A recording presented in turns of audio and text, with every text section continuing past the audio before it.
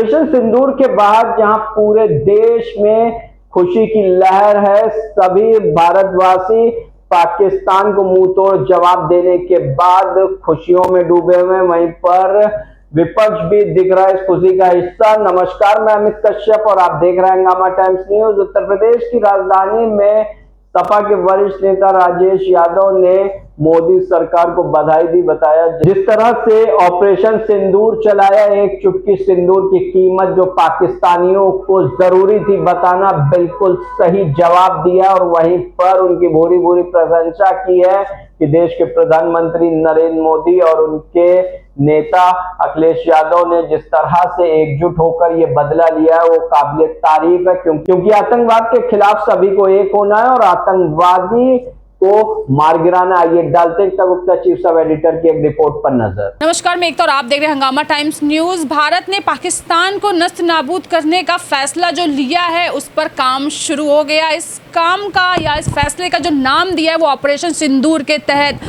भारत ने पाकिस्तान पे 24 मिसाइलें दागी, जिसमें 100 आतंकियों को मार गिराया है। आपको बताते चले कि पाकिस्तान के द्वारा जो पहलगाम हमला हुआ आतंकियों के द्वारा कराया गया था, जिसके 15 दिन के बाद पाकिस्तान को सबक सिखा दिया है भारत ने। 24 मिसाइलें जो दागी गई हैं, 100 आतंकियों को मार गिराया है। देखते हैं कि अब पाकिस्तान किस तरह से हमारा सामना करता है। आज हमारे साथ में खास मेहमान के रूप में राजेश यादव हैं, सपा के वरिष्ठ नेता।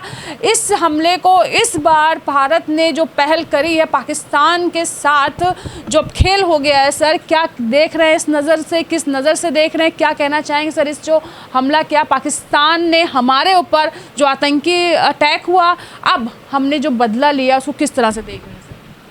देखिए, पाकिस्तान के बारे में मैं कहूँगा, वो आज से नहीं, जब से डिवीज़न हुआ था तब से ही वो भारत विरोधी प्रचार कर रहा है और उसी का असर है कि बांग्लादेश पर भी उसका असर पड़ा है।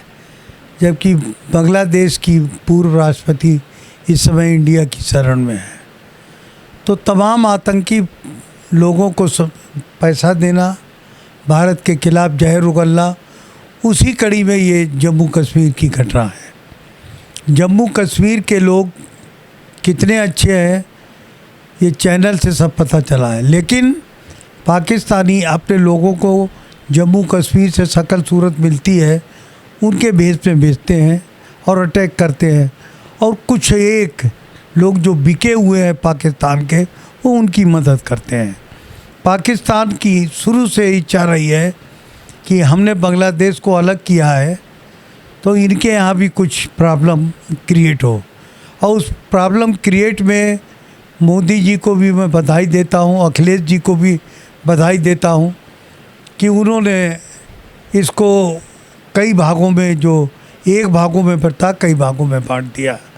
श्रीनगर और जम्मू को एक किया, इसी तरीके से सभी भागों को अलग अलग राज्य का दर्जा दे दिया। अब ये राज्य का दर्जा है और यहाँ पर चुनी हुई सरकार फैसला करेगी। जो इस समय मुख्यमंत्री है फारूक अब्दुल्ला के बेटे हैं, मैं उनसे भी कहूँगा कि अब आप हिंदुस्तान के पक्ष में खुलकर बोलें, बीच की बात को ना बोलें। हमारे नेता अखिलेश यादव ने खुल के मोदी जी का साथ दिया है, क्योंकि देश स्तर पर अगर कोई प्रॉब्लम आती है तो पूरा देश, पक्ष और विपक्ष एक हो जाता है। मैं मोदी जी की भी बहुत प्रशंसा करता हूं कि तुरंत उन्होंने रिएक्शन दिखाया और नदी का पानी बंद कर दिया। जी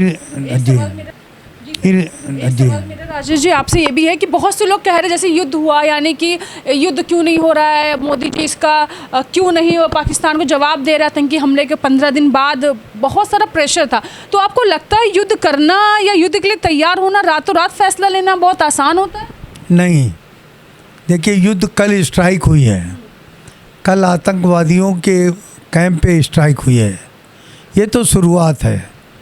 हमारे जम्मू में पूरी मॉक ड्रिल हो रही है। मॉक ड्रिल तो पश्चिमी उत्तर प्रदेश में भी हो रही है। जो उनकी जद में है वहाँ हर जगह हम लोग अपने बंकर के साथ में मॉक ड्रिल कर रहे हैं। अब मोदी जी या कोई भी अब सब पूरा हिंदुस्तान एक है। इस मामले में एक है। और विशेषकर मैं रूस की भी प्रशंसा करता हूँ जिसने इसमें अपनी प्रतिबद्धता बताई है।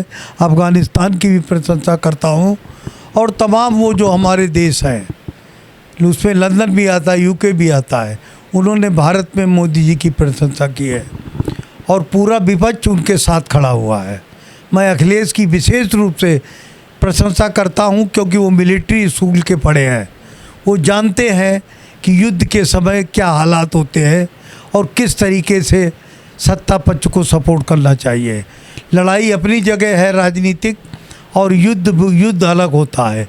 युद्ध बहुत भाबाई लाता है क्योंकि दोनों एटम बम से सुसज्जित देश है, इसीलिए बहुत सोच कर फूंक कर पैर रखने पड़ेंगे। और ये तय है कि हम बदला मूलधन ब्याज सहित हमारे प्रधानमंत्री और हमारी सरकार लेगी, और ऐसा बदला लेगी जिसका टेलर कल आपने देख लिया है।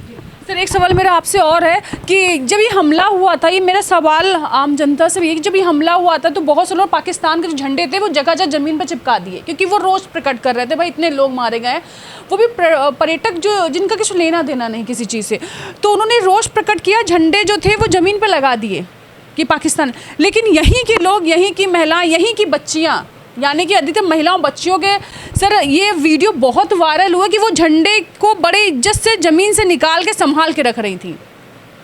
तो इसको किस तरह देखते हैं? अपने देश में जो छुपे हुए लोग हैं जो पाकिस्तान को सपोर्ट कर अंदर ही अंदर और रहते खाते भारत का है, उनको क्या कहना चाहेंगे? देखिए, विभीषण हर जगह पैदा होता है और विभीषण पॉजिटिव भी होता है, निगेटिव भी होता है। अगर राम जी के पास विभीषण ना होते तो ये अताताई रावण का अंत ना होता। तो इस तरीके से पाकिस्तान में भी ऐसे लोग हैं जो शांति चाहते हैं, जिनकी रिश्तेदारियां इंडिया में हैं, और रातों रात वो शहर के बाहर, देश के बाहर कर दिए गए।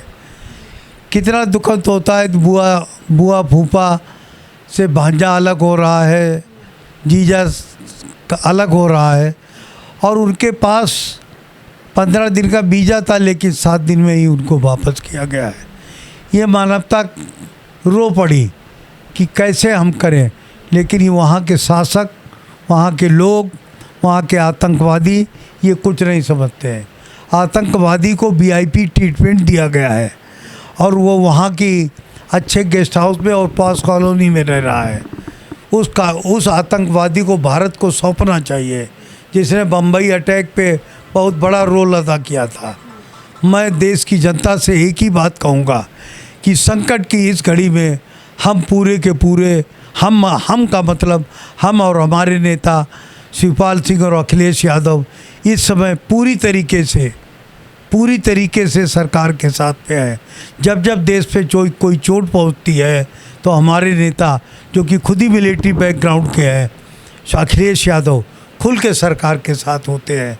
मुझे पूरी उम्मीद है कि आने वाले 4-5 दिन में इसका माकूल जवाब पाकिस्तान को मिल जाएगा। और आप देखिए कि उसके साथ ना अमेरिका है ना रसिया है, वो कोई भी शक्ति नहीं उसके साथ में है। 1-2 देश हैं जो उसके अनाज और दाने पर रहते हैं, कुछ लोभ लालच है। केवल एक देश उसके खिलाफ नहीं है, बाकी पूरी दुनिया भारत के साथ में। अच्छा, एक संदेश जो राजेश यादव पाकिस्तान को देना चाहते हैं कि जब बात भारत पे आती है, आतंकी हमले में जो लोग मारे गए हैं, निर्दोष लोग जो आपने देखा, तो एक रोष प्रकट होता है हम हिंदुस्तानियों में। तो आपके अंदर जो रोष प्रकट हुआ, तो आप क्या संदेश देंगे पाकिस्तान को? जिस बहन की कलाई की चूड़ियाँ टूटी हो, जिस माँ का बेटा हटा हो, तो कितना दुख होगा वहाँ पर।